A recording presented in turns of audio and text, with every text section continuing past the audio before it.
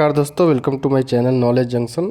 अभी कोविड के बाद चीन में अब एक नई बीमारी तेज़ी से फैल रही है जिसे वाइट लंग सिंड्रोम्स कहा जा रहा है। चीन के अलावा नीदरलैंड, अमेरिका और डेनमार्क में भी इस बीमारी का मामला सामने आया है, जिसे लेकर एक फिर से लोगों में टेंशन आ गया है। 2 दिसंबर को करीब अमेरिका में 142 से ज़्यादा मामले दर्ज किए गए। चीन में फैल रही इस बीमारी को लेकर केंद्र सरकार, जो हमारे देश में केंद्र सरकार ने भी राजस्थान, कर्नाटक, गुजरात, उत्तराखंड, हरियाणा और तमिलनाडु को अलर्ट जारी किया है।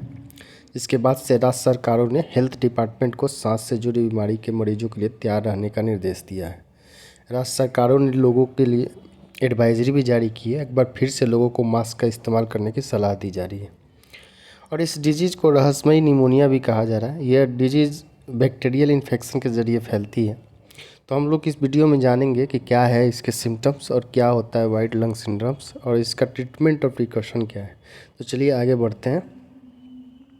यह एक बैक्टीरियल संक्रमण का एक लक्षण है और ऑफिशियल्स की माने तो ये 3 से 14 वर्ष के आयु में बच्चों को निमोनिया के मामले को जो है वो ज़्यादा इन 3 से 14 वर्ष के उम्र के बच्चों को ज़्यादा अटैक कर रहा है ये, और ज़्यादा प्रभाव है इन बच्चों पे, क्योंकि इनकी इम्यूनिटी कम होती है। और इस बीमारी में फेफड़े में सूजन आती है और तरल पदार्थों का जमाव हो जाता है।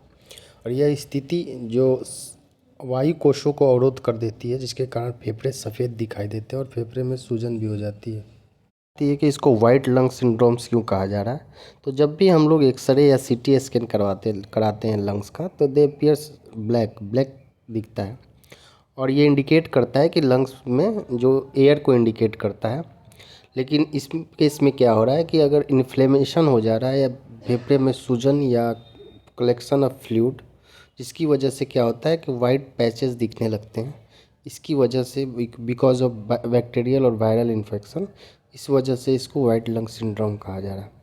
अब इसकी सिम्टम्स क्या है ये जान लेते हैं कि इसका सिम्टम्स क्या है। जो वाइट लंग निमोनिया है ये कैसे पता चलेगा।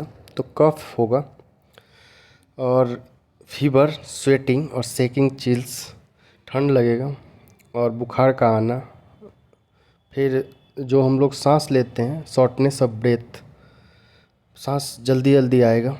और उसके अलावा भी जैसे चेस्ट पेन भी हो सकता है, भूख का ना लगना, वज़न कम होना और थकान महसूस होना, वोमिटिंग भी किसी किसी केस में आना।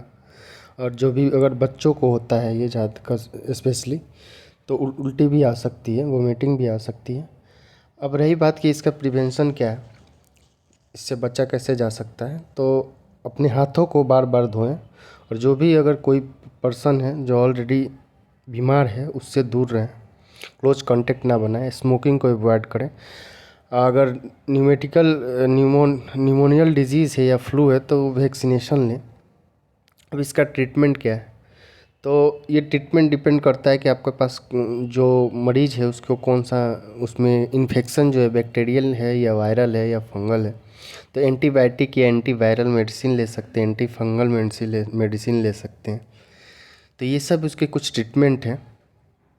तो इससे बचने के लिए वही है कि मास्क लगाएं और अपने हाथों को धोते रहें, इससे बचा जा सकता है। तो दोस्तों, इससे रिलेटेड ये इन्फॉर्मेशन था। अगर इन्फॉर्मेशन अच्छी लगी हो तो please subscribe this channel, like, share and comment. Thank you.